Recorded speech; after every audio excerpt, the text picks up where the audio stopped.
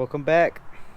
Alright, so on today's video we are going to replace this intake manifold from let me just show you. So there's a crack running along right there. That's my issue, so I have to replace the intake manifold.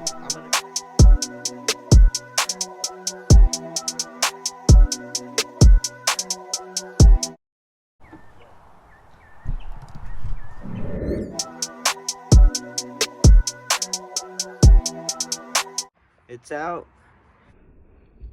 Now that I could get a little bit closer, you can see the actual damage. From the outside, you really don't notice it. But then when you start looking inside, you can see that there's basically a spot where air's gonna seep through. Crack kills, boys.